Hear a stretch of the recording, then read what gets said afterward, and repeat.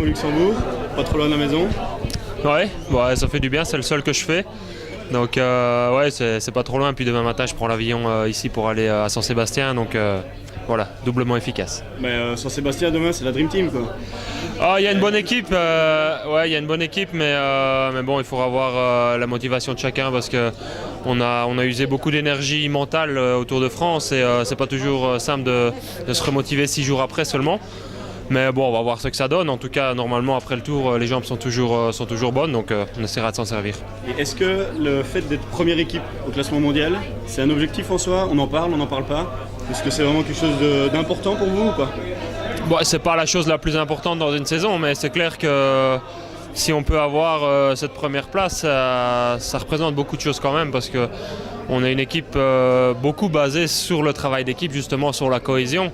Et terminer première équipe à la fin de saison, ce serait vraiment un beau symbole pour nous. J'ai entendu dire, lu, que pour le Tour d'Espagne, tu aurais plus de liberté.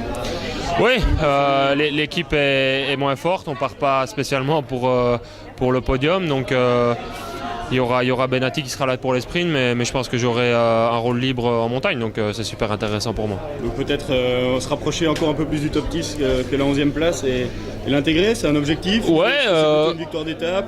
Un peu les deux, on va voir un peu comment ça se passe. J'ai une inconnue, c'est comment mon corps réagit après un grand tour, donc enchaîner 2 grands tours, j'ai jamais fait, c'est pour ça que j'y vais aussi.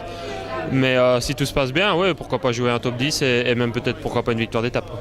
On a vu que tu étais en tout cas frais, voire très frais en 3e semaine. Là ouais. Où quelques-uns avaient déjà une condition qu'on va dire peut-être déclinante. Toi, j'ai l'impression que tu n'as fait que monter. C'est un peu comme Thomas de Gendt. Vous étiez les deux Belges la dernière semaine.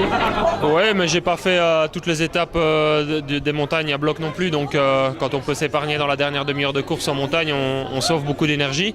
Donc c'était mon cas. Donc je pense que ça vient de là aussi. Mais ce qui est sûr, c'est que je sors pas complètement cramé du tour. Donc il me reste un peu d'énergie pour la Vuelta.